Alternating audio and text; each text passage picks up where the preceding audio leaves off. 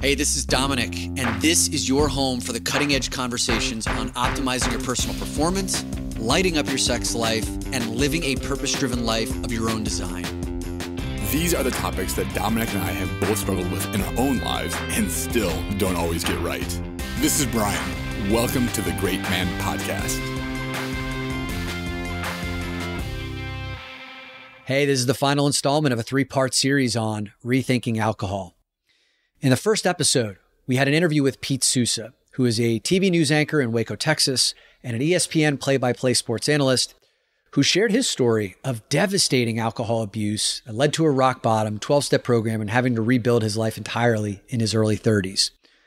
Now, that was a look into the extreme effects of what happens when alcohol is used to numb, to mask, to hide. And even though many of you will never go to those extreme lengths, and Brian and I couldn't relate from an addictive perspective, we could certainly see how we'd used alcohol to numb out, to give ourselves liquid courage, to fit in.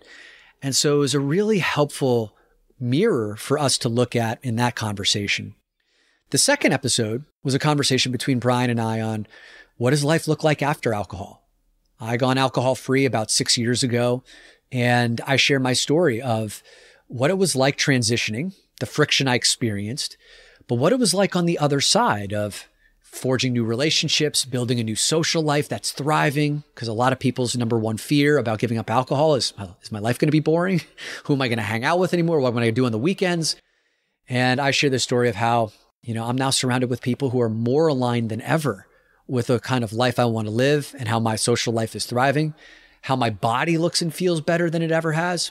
So please check out those first 2 episodes. This conversation today is our third and final installment, and it's a conversation with James Swanwick, who's a buddy of mine and also the founder of Project 90, which is a 90-day coaching program for people who want to get off alcohol but don't identify as an addict. Typically, his group are high-performing people who have just rethought that alcohol doesn't have a role in your life in the same way you want to anymore. And so they pay a pretty penny to be a part of a 90-day coaching program to get off alcohol. And I'm not affiliated with James Swanwick in any way financially.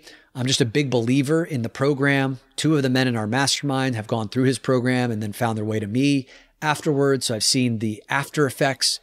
So you're going to hear how enthusiastic I am today. And that's just because I've seen the power and the potency of that program. So enjoy this third and final installment on Rethinking Alcohol, a 90-day program to getting off alcohol.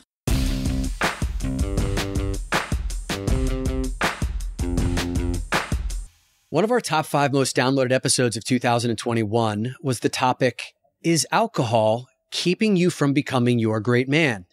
Now, this was an interview with Steve Wilt, who's one of the members of the Great Man Mastermind, and he'd recently made the transition through a 90-day program to go alcohol free. Now, what made Steve's story unique and compelling was that he chose to give up alcohol at the top of his game. He was one of the top 5 highest producing financial advisors at one of the best firms in the industry. His relationship with his wife and kids were better than ever, but he just came to realize that alcohol was causing him to drift away from becoming and feeling the best version of himself. And that message really seemed to resonate with a lot of you guys. Since that episode aired, 2 other men in our masterminds, also high-performing guys at the top of their game, have gone through a similar 90-day program to become alcohol-free. And that program is called Project 90.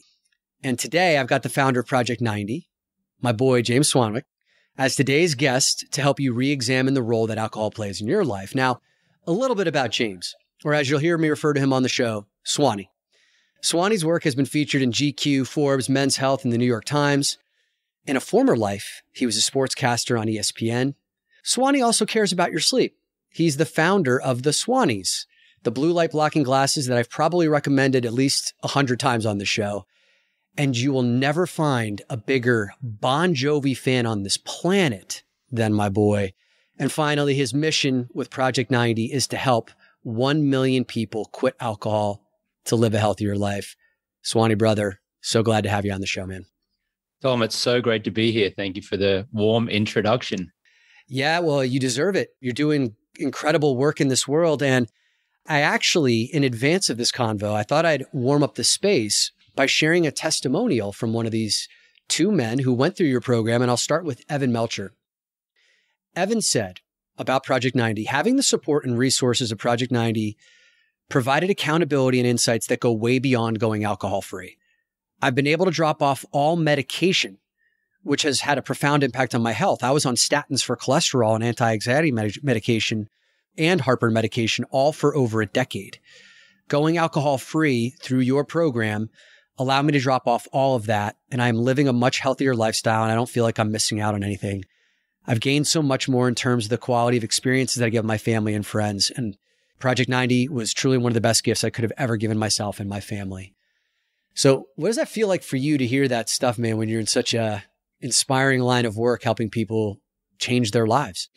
You know, when you read it back to me like that, it felt amazing. It felt incredible. And it's a good reminder to me, actually, as a man and as a coach and part of my self-development, to really receive that type of feedback and to really let it in, because I think I've been as guilty as the next person in receiving praise over the years and just kind of dismissing it like, oh yeah, that's nice, and not really letting it sink in. But, you know, hearing that from Evan and hearing you read those words, it really strikes a chord with me. You know, I'm a business owner. I run a business, I run businesses. And as any entrepreneur will tell you, there are highs and lows. You have good times and you have challenging times. And I think especially in the challenging times of a business, I think going back and reading over testimonials and reminding yourself of the transformation that you've helped create can really help you get through those challenging times. So I appreciate you reading that out to me, Dom. Yeah, well, you deserve it. And you might want to revisit your website too, because there's all sorts of testimonials of people's lives who have changed as a result of Project 90. And maybe a good origin story is even just to talk about why this matters to you. I know that you quit alcohol over a decade ago. Yeah, I was a societally acceptable drinker is how I would describe it. I grew up in Brisbane in Australia. The Australian drinking culture is very strong here, very normal to drink half a bottle of wine at night, or have a couple of beers during the week and have a few more on the weekend. And, you know, you don't necessarily have to get drunk in order for alcohol to really compromise the quality of your life. And, you know, I got into my mid-30s and I just realized that my consistent drinking, I wasn't an alcoholic, right? I wasn't waking up in the gutter. I wasn't getting arrested or getting DUIs, although many people do experience that. I was just a societally acceptable drinker who had put on about 25, 30 pounds, wasn't sleeping great, and was probably performing at life at about a 6 out of 10. I wasn't great. I wasn't horrible. I was just blah. That's how I describe it, just blah. I was average and mediocre in many areas of my life. And I identified the drinking as one of those things that was really holding me back. And so in 2010, I was 35 at the time. I was in Austin, Texas at the South by Southwest Festival. I went out on a Friday night. I went to an industry party. I had 2 Bombay Sapphire gin and tonics, and that was it. I went back to my hotel and I woke up the next morning and I could taste it in my mouth. I looked in the mirror. My skin was weathered. I had some fat rolls around my gut.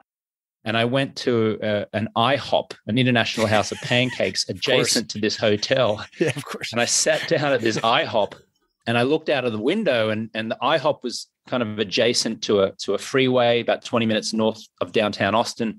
And it was overcast and gray. And there was some people eating all-you-can-eat pancakes with whipped cream. And I was just sitting there just going, what am I doing? Like, what am I doing? I feel like, ugh. And so as I looked out the window in that IHOP, I just said to myself, you know what? See if you can take 30 days off alcohol and just see what happens. And that's what I did. I took 30 days off. I lost 13 pounds in 30 days. I started to sleep better. Around that time, I had clarity and focus, and I auditioned to become a sports center anchor on ESPN, and I got the job. And I credit the clarity and focus and strategy from being alcohol-free to helping me get that job. And the longer I went on, I just went, you know what? This feels pretty good. I'm just going to keep going and see how long I can go. And it's been 12 years now. Nice. Congratulations, man. And man, there's nothing like a session at IHOP to bring ultimate clarity on where you are and aren't in your life. Talk about those first 30 days, right? You went from the experience of, your social environment, everyone's drinking regularly. It's kind of the thing to do. And then you go to a cold turkey 30 days. Like, what kind of headwinds did you end up facing internally, but also externally from other social pressures? Because I know you see this with a lot of your, I don't know if you call them students who go through your 90-day program, but they deal with that. So what was your experience like? Yeah, well, there was the physical and then there was the mental or the societal, I guess, the cultural conditioning around it. So physically, I felt more irritable in the first 3, 4, 5 days than when I was actually drinking. And so I really did kind of have to use some amount of willpower to kind of push through that, because my body had been used to me feeding it this attractively packaged poison for many years consistently. And then to suddenly take a 3 or 4 day break, all of a sudden, even if you're not an alcoholic, if your body's used to something and you stop it, it's going to react. I don't know if you've ever tried to give up caffeine, for example, like yes. People who stop drinking coffee, the first 3 or 4 days, a lot of them experience headaches, right? Yep.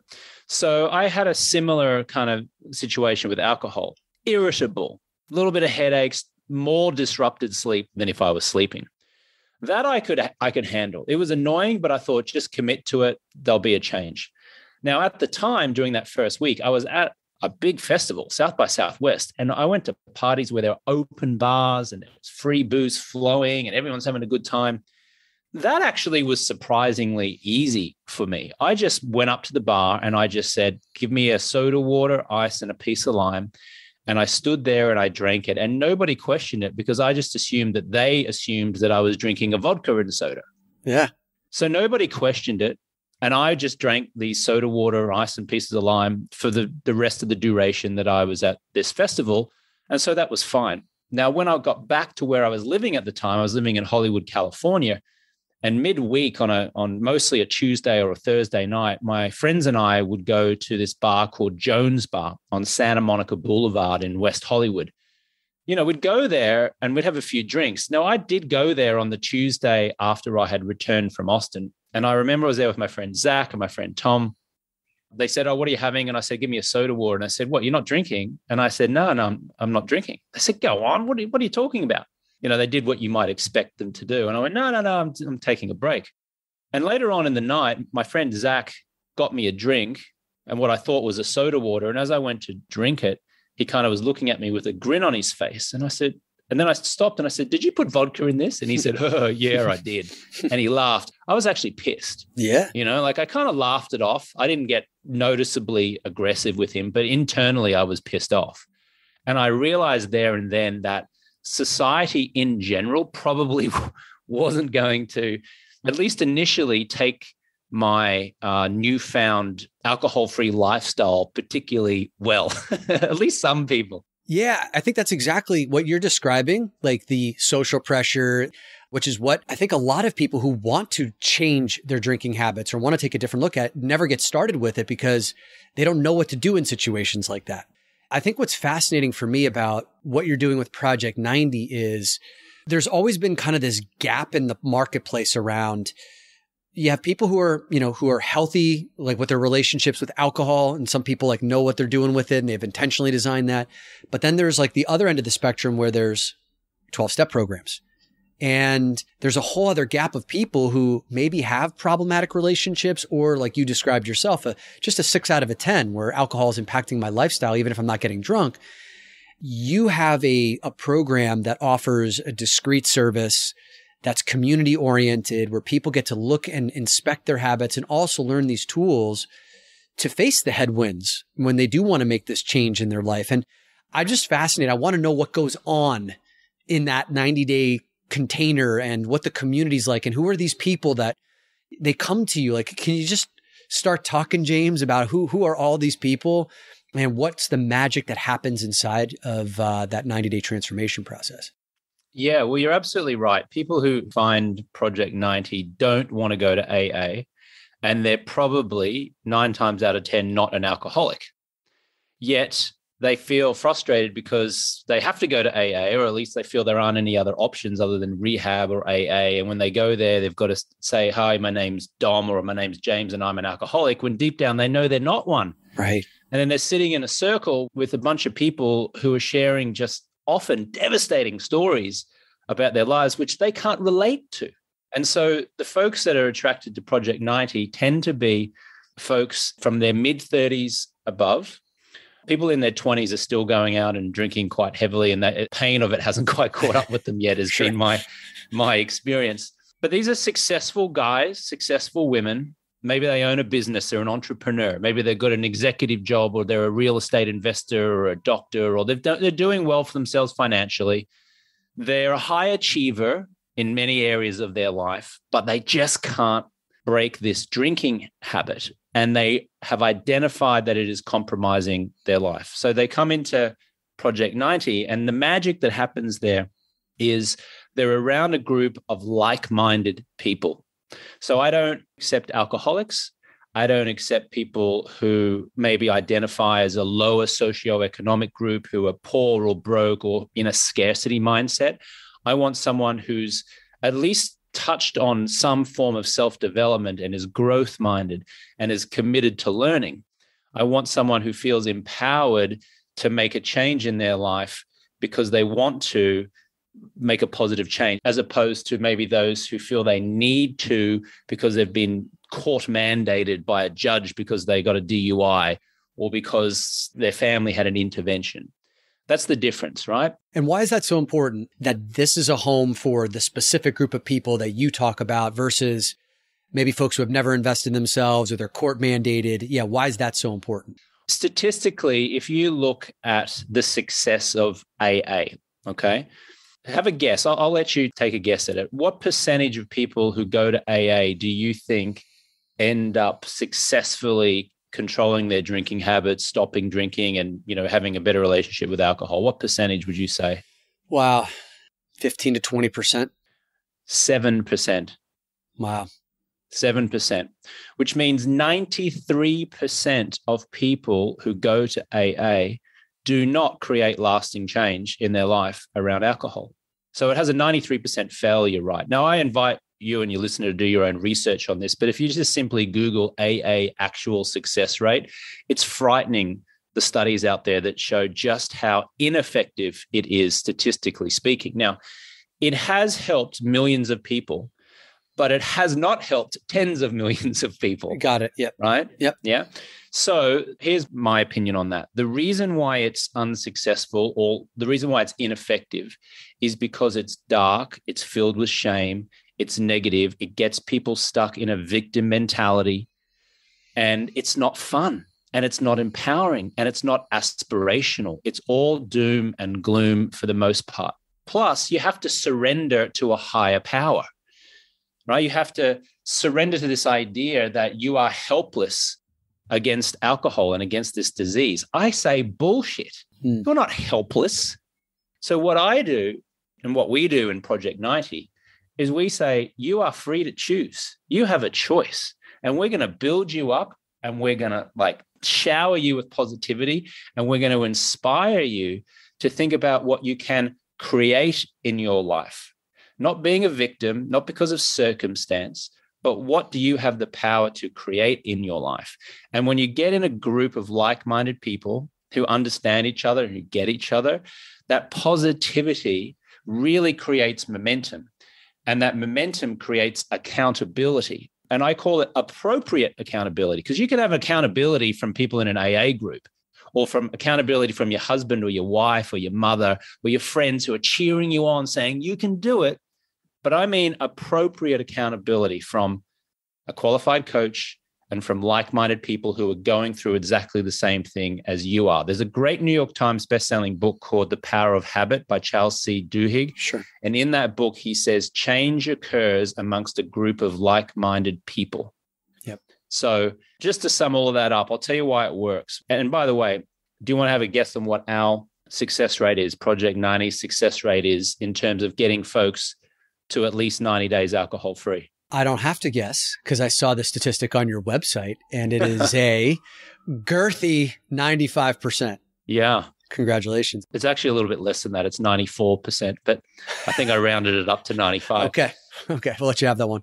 There's 5 reasons why that happens: accountability, coaching, community, fun, and skin in the game. And skin in the game means investing in yourself. AA is free and it has a 7% success rate. Project 90 is not free and it has a 94% success rate. So appropriate accountability, coaching, community, fun, and skin in the game, that's the magic formula that gets people real significant change. So I feel you on so much of this. Part of my story was 4 years spent in Sex Addicts Anonymous, which is based off of the 12-step program that Alcoholics Anonymous founded. And from my own personal experiences, the 12-step programs provide a beautiful service because they are free, they are available, they are accessible. People can find it at their bottom. And there's no denying what you had said, which is one of the reasons why I ended up leaving the program, was a lot of what we looked at regarding our own behaviors was through the lens of shame. What I was able to do in the 12-step program, and I will forever be grateful for, is I was able to stop my free fall. I was able to get off my bottom. I was also able to enter a space where I finally found lack of judgment around a group of men. I'd never been in that environment before, but I wasn't able to get to the place of developing a loving relationship with my sexuality. It was all like the negativity, like you talked about, the character defects, and the higher power was something I really struggled with quite a bit at the beginning too. So I hear all of that. And what I love about the intentionality that you've created with your group is, especially when you're targeting high performers want to be around other high performers. I know that there's an investment, skin in the game, that you're talking about, and it's significant. We'll talk about that shortly, which, as I've known, I've been in programs where I've invested. I've been in programs where I haven't. I've offered programs where people have invested and where they haven't. And there is a distinct difference in how people show up when there's skin in the game. So all of this is to say, I do really respect the intentionality of the container that you've created. And I can tell you, the 2 men who joined our mastermind, Evan, whose testimonial I read before, and Inderpal, those 2 men met each other in Project 90 and became boys. Whatever happens over that 90-day period of time, like, they developed a relationship and a rapport that runs deeper in those 90 days than many friendships that they've had for decades of their lives. So maybe if you could give a glimpse into, if it's a 90-day program, what happens in the first 7 to 14 days? What is that experience like? Well, most folks who come in at the beginning are very nervous and they don't know what to expect, because this is, for many of them, the first time that they've admitted, conceded, or taken an action that really shows them putting up a hand and saying, hey, I need support around this. That's tough for a lot of people. It's really tough because think about it. You think that you should just be able to stop drinking. Just stop. It's easy. Here's how you stop drinking. You just stop. Right? And I can't tell you how many times I get trolls, social media trolls smashing me, sending me vile messages, accusing me of being a snake oil salesman because I charge people, or because there's an investment to stop drinking, to do my coaching. They say, you're a disgrace. AA is free. How about you just stop drinking? All of your clients are weak. It's so simple. Just stop. Well, if it was that simple, everyone would stop. Exactly. And there'd be no problems with alcohol in the world. So when they first come into the program, they've put up their hand, they've invested money, and now they're turning up onto a live virtual Zoom coaching call. And they're quite timid. What they find is other members who are on day 70 or day 85 or day 52, and they've got big smiles on their faces and they welcome them into the community. So imagine, Dom, you're on day 1 and you're quite timid and go, what have I got to expect here? And you get on a Zoom call and there are 6 to 12 other people on there who you don't know. Maybe I'm moderating the call and I go, Dom, welcome. This is your day 1. Tell us about yourself. And you're like, oh, well, my name's Dom and I'm a bit nervous. And then I might say to everyone, anyone got any feedback for Dom? Anyone got any thoughts? And then someone who's on day 70 goes, Hi, Dom. I just wanted to say thanks so much for sharing that. I totally get it. I remember when I was on day 1 and I was a bit nervous and I was finding it challenging. Here's some advice for you for the next 3 days or the next 7 days that I know is really going to help you because it really helps me. And by the way, here's my cell phone number. If you want to talk about it after the call, let's have a chat. And then you go around the circle, and then all of these other people who are further along welcome and encourage and give advice to the person who's just joining. Here's where it gets really interesting. The neuroscience shows us, Dom, that the fastest way to learn anything is to teach it. Right. So what happens is that as you go along in the program, you're now on day 14, you're day 20, you're day 30, you've now learned some things. I now invite you to teach what you've learned to the new members coming through who are on day 1, day 2, and day 3. Yeah. So what that's doing is, let's say you're on day 30, not only have you learned 30 days of rewiring your brain around alcohol and you're being coached and you're being supported, but now you have an opportunity to coach the folks who are coming in on day 1, day 2, and day 3. And we invite you to do that on this live Zoom virtual call. And every time someone on day 30 or day 50 or 70 is coaching someone, the neuroscience shows us that that person is embedding the teaching into their brain so that by the time they get to day 90, they're not looking to celebrate with a drink. They're looking to celebrate by continuing to be alcohol-free and to live an alcohol-free lifestyle. So it's somewhat genius in that it's not just showing up and getting coached. It's showing up, getting coached, and being encouraged and invited to coach. Yeah. Because I know if you do that, you are going to live a successful life in relation to alcohol being very, very small in your life. I'm a big fan of that. I love the structure. I think about the timid person coming in on their day 1 and then being immediately greeted by someone who's a few weeks or a few months along on their journey and seeing the vibrancy and then being welcomed in. Because I know the most intimidating thing when I walked into a 12-step program was just being like, who are all these people? And so immediately embracing, letting them feel like they belong here is amazing. And then the teaching element of things, I say this all the time. I spent years and years running around for every personal development workshop I could get my hands on and hired coaches, guys that you know.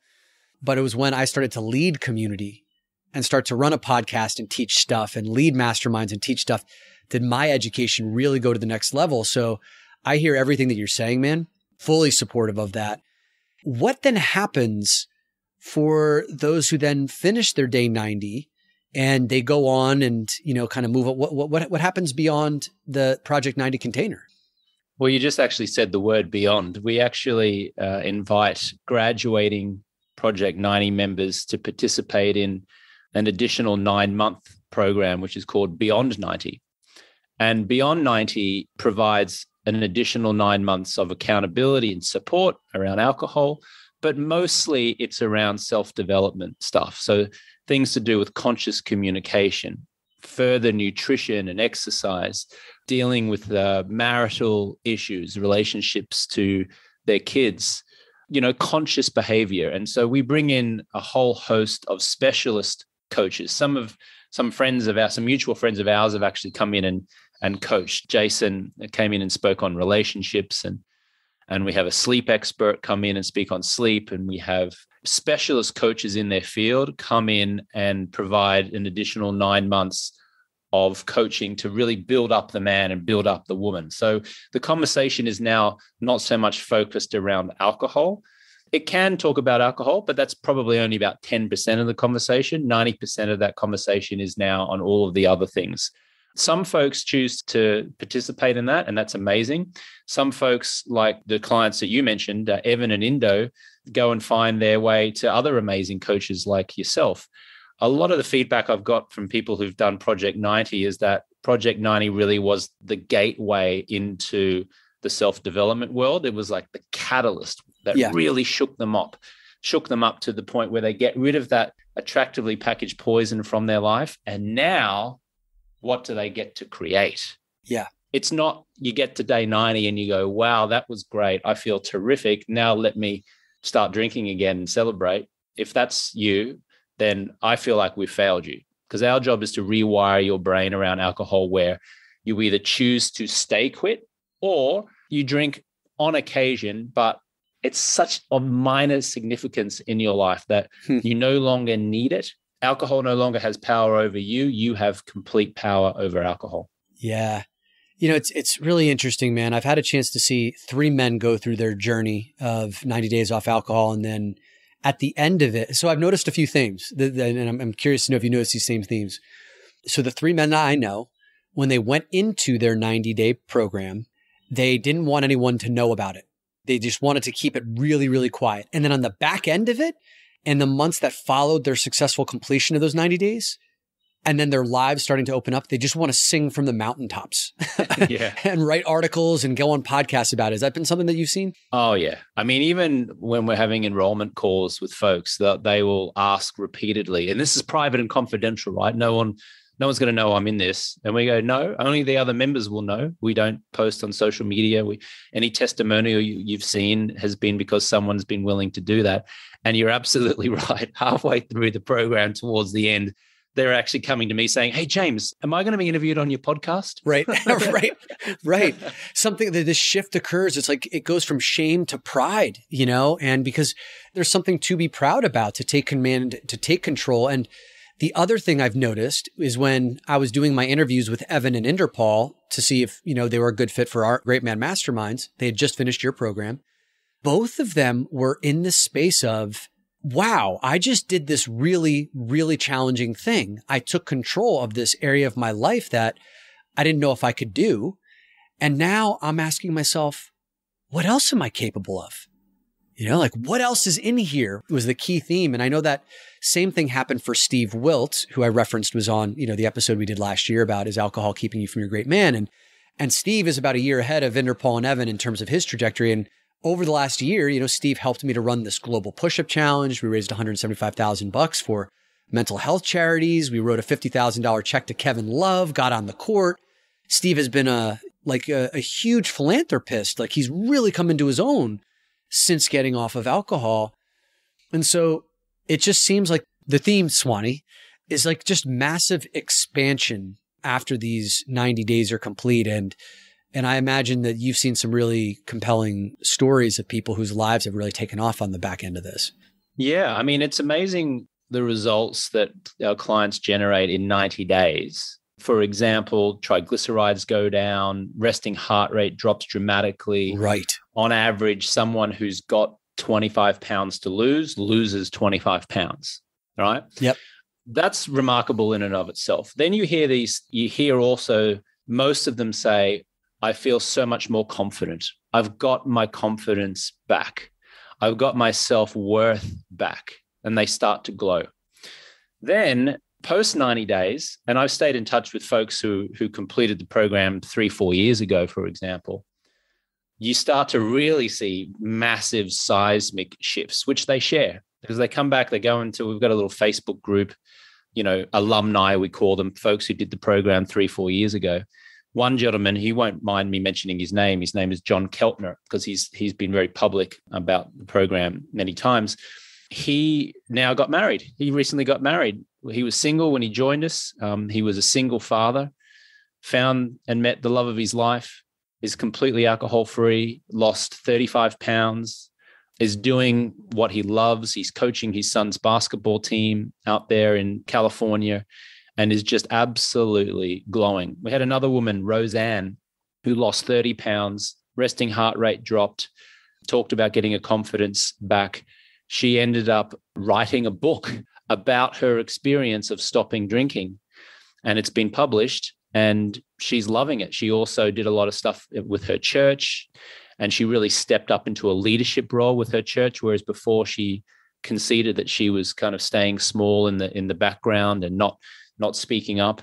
And then you've got folks, financially speaking, this is where it gets really crazy. I've had folks who say that being in Project 90 and stopping drinking for 90 days has generated them more than $1 million of additional revenue or income simply because of the clarity and the focus and the strategic thought that they've been able to generate from being alcohol-free. It's kind of crazy. We had one guy who was an insurance broker, commercial property insurance broker.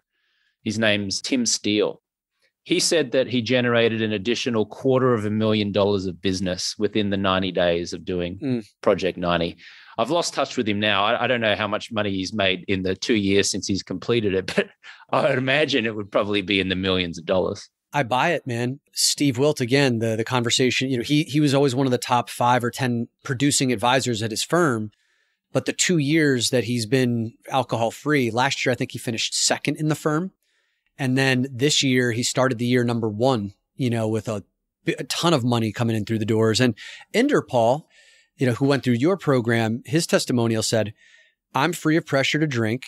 I get to feel great all the time. I'm way more productive at work. And it's actually led me to earning more money. And on a deeper level, I'm so happy that my time is no longer wasted in a dark place being hungover when I can be enjoying my time doing something more productive, like being in the outdoors, reading or working. And I guess the last thing on this point, and then I want to hit the investment, because I think it's helpful for people to know, like, what is this? What's the ante to get into something like this? You talk about the metrics, the biometrics. These guys have been wearing Oura rings, right? Because in our masterminds, we love wearing that and taking a look at our data. And it is staggering, the difference in the quality of sleep, deep sleep, REM sleep, resting heart rate. Like you talk about heart rate variability, which is the metric that shows like whether or not you're resilient, recovering, your body's in recovery. It is staggering, the difference between going alcohol free and the numbers that you have on that versus continuing to drink on a regular basis. And as soon as the guys monitor and look at that kind of stuff, it is a slap in the face, and in a wake up call for them to start taking a different level of command of their alcohol. When you track what happens to your body when you stop consuming this attractively packaged poison, it's remarkable. I mean, I've seen a graph of the resting heart rate of a client go from up here, and it's almost like there's this big drop on the graph, kind of like a crypto crash or a Wall Street stock market crash. It's going up, resting heart rate is terrible, it's awful, it's like it's thing, and then all of a sudden it's like boom, it drops, just because you've stopped feeding your body toxins. Yeah. And the sleep quality, you mentioned the Oura ring. I mean, people message me all the time. They say, wow, my sleep quality has gone through the roof as a result of just stopping drinking. And I'll just talk to that point very quickly on sleep. People mistakenly believe that drinking alcohol before bed helps you to sleep. The truth is it may actually help you to fall asleep. That is true. However, the quality of your sleep will be severely compromised. And even if you sleep 7-8 hours as what's recommended after you've had a couple of drinks the night before, the time spent in that deep REM restorative phase of sleep is a lot less, and therefore your sleep is compromised, which results in many folks around the world waking up and being a little bit irritable and a little bit tired. And when you're a little bit irritable and a little bit tired, guess what you're more likely to do? You're more likely to reach for a carb-laden breakfast, to have a coffee with some sugar in it, or just have a little mid-morning Kit Kat or a bagel. A Kit Kat. Yeah. Maybe I'll get a Monster energy drink or a Red Bull. And, all of a sudden now you're in this daily cycle of making poor dietary choices. And then, of course, what happens at the end of the day, Dom? You're tired, you come home, and you're like, oh, man, I just want a drink. I need a drink, just want to relax from that day. And then the vicious cycle starts again. I feel you, man. And that's how it happens. So that's why having and not doing this on your own, having a committed group of people who are going through the same thing as you at the same time, and people who are ahead of you, who are showing you what the other side looks like, you can do this, is so important. And I know you have the coaching, the other coaches that have been off of alcohol for a decade or more in your program supporting people. So the container is tight, the intentional community of people, the people that you built the community for is very intentional. So what does an investment for something like this look like, and why have you structured it this way? Yeah, well, let's see what's on the market. You've got AA, which is free, and you'll have a 93% failure rate, and you'll drive there and you'll sit in a room and you won't relate to most of the people there, and life's not going to be fun. That's what most people say. I mean, I can't tell you how many people who joined Project 90 have come from AA and they go, oh, that was the worst. On the other end of the spectrum, you can go to a rehab center, you can do an outpatient treatment program or inpatient. Some of these rehab centers, Passages in Malibu, is $125,000 for a 90-day stay. I'm kind of laughing as I say it because I just think it's so ridiculous. And their results are also horrendous. Some reports say it's about a 10% success rate. And You know how many people are always going back into rehab? Like 100 grand, 100 grand, 100 grand. Betty Ford, I think, is pretty cheap at like 50 grand. It's kind of nuts. The other thing you can do is you can just do brute willpower. Guess what the percentage success rate is of brute willpower trying to quit drinking? Is it lower than AA? It's more like 5%. Okay, yeah. And that's actually costing you hundreds of thousands of dollars anyway, because you trying to do it on your own is keeping you stuck. And therefore you don't have that clarity, you don't have that focus, you're not able to, drive your business or get a promotion in your job or to really make some moves in your life. So ours is $8,500 and it's going up and it will continue to go up. I feel and believe wholeheartedly it's the cheapest, most cost-effective investment you can make in yourself, in your family, in your business. It's not one of these things where, offers that you see out there where people are saying, if you buy my course, you will generate $50,000 in return on ad spend on your Facebook ads, et cetera, et cetera. Like people's brains, they can understand that if you put 10 grand in and you can get 50 grand back, that's a good investment, right? But with stopping alcohol, it's not so clear cut. Sure. Because you put 10 grand in, what will I get back? I don't know. What I can tell you anecdotally is that people who invest in themselves in anything, but more specifically into this by getting alcohol out of their life, they seem to generate tens of thousands of dollars, in some cases, hundreds of thousands of dollars, and in some cases, millions of dollars of additional revenue or income simply because they're in a group of like-minded people and they've been able to get this attractively packaged poison out of their life. So there's a phrase or a saying in Australia, it's cheap as chips. I haven't heard that one. And I'll tell you what, man, the examples you gave are just the potential financial returns that they could potentially experience, the upgrades in their business. And that's not even addressing the inner world feelings of like, how much would you pay to just have that feeling, that experience of, oh my God, what am I capable of? Right? Like, oh my God, look at how I took command of something that previously was problematic for me that I didn't think I could stop. And that's why in some respects, I really envy the work that you're doing because you are helping to solve a very particular problem for people. Whereas the work that I do, sometimes it's not quite as clear. Guys come to our masterminds to work on many different things. And I love the diversity of that. And at the same time, when I look at what you're doing, you get a chance to pinpoint a very tangible black or white. Did you do it? Did you not do it? Here's 90 days. Like, are you alcohol free or not? And at the end of it, and not only do you know, but you feel something very specifically different than you did 90 days prior. And so $8,500 for a particular person who's got, who really wants to go after that is, like you said, a high value investment on so many different fronts. Not everyone can afford that, but the people who can, or even the people who that's a lump in their throat, is something to consider, because when you put your money in there, you're invested and you're going to make sure that you follow through with it. And that's probably one of the reasons why you have such a high success rate. Yeah, I think you and I both know that when you pay attention. And a lot of folks who've gone through Project 90 have shared with me and others that, at times during the process, if they've had a hint of, oh, maybe I could just have a drink, maybe I'll have a drink here or drink there, they're reminded of the financial investment that they've put in, and that's been enough to dissuade them from doing that. And they've really thanked me and the program afterwards for that. So, look, investing in yourself is a symbol of seriousness.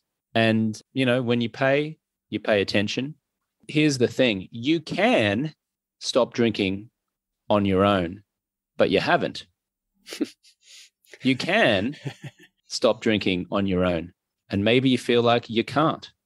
If you could have, you would have. You haven't, so maybe you can't. So I would just invite you to try something different. And for me, being in a group of like-minded individuals has made all the difference, including our relationship. Dom, you and I are in a business mastermind men's support group of our own, and we've been in this group for many years. That's right. And you've been a great source of support for me over the years, and I hope I've been a support to you. And even recently, as early as January 2022, there was a Mexico mastermind that was coming up. And I was debating going, should I go? Should I not go? And then I was reminded of the fact that I keep paying my annual membership. And right. I'm like, well, I've put money in. I probably should go. And then they pay additionally to actually go to this particular one-off mastermind in Mexico, which is thousands of dollars, and staying at the Four Seasons, it's not cheap. And as soon as I pay, I'm like, I'm going. There's no question that I'm not going. Whereas if this was just a free kind of thing, I don't think you and I might. I mean, you and I are friends. We've been friends for many years. But if this was a free group right from the beginning, maybe you and I wouldn't have that depth of relationship as we do now. So. Agreed. The investment matters. And man, I just wanted to say thank you for the work that you're doing. It makes such a difference. And I see the men on the other side of it, and they're better human beings, having gone through that process. So it's great the work you're doing in the world. I'm going to link your website in the show notes at the very top, so anyone who's interested in going down that path can take a look. And I believe you also offer, is it free 15-minute conversations with a member of your coaching team? Yeah, if you'd like to have an exploratory call just to see, if this is for you and how we can support you and just to learn more, then there's a 15-minute introductory conversation. You're not obligated to enroll on that particular call. It's just a friendly getting to know you. We want to make sure that you're a good guy or a good gal, and you want to make sure that we're good guys and good gals. So you can go to alcoholfreelifestyle.com/schedule. And you just enter your name and details there and answer a couple of quick questions. And then we will phone you and just have a little introductory chat. Perfect. I'm going to put that in the show notes along with your website.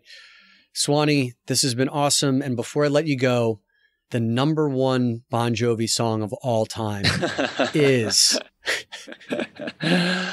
Wanted Dead or Alive. Can't argue with that. From the 1986 album Slippery When Wet. And I'll say followed closely behind by a not as widely known song from the New Jersey album of 1988, which is called Blood on Blood. I know it. And there's a lyric in that song, if I can share it with you, and I think it's relevant to this, and I'll say it to you, Dom. Through the years and miles between us, it's been a long and lonely ride. But if I got that call in the dead of the night, I'd be right by your side. Ooh, I got myself some chills on that, man. You know why? Because Bon Jovi, New Jersey was the very first cassette tape I ever purchased. Wow. And I'm a Jersey boy, so that's why you and I have a kinship on Bon Jovi love. Beautiful line, beautiful work, Swanee. Thanks for what you do, man. Thank you. Thank you so much for having me, Dom. Appreciate you. Hey, Brian and I wanted to thank you for the ratings and reviews that you leave us. We read every single one of them, and they're so helpful in helping us to understand what resonates with you and helps us determine which topics that we use in the future. So if you found this episode to be of particular value to you, will you please leave us a rating on Apple Podcasts so that we know that this is the kind of topic you want to hear more about? And it also helps other prospective listeners to figure out where they can dive in first. Thank you.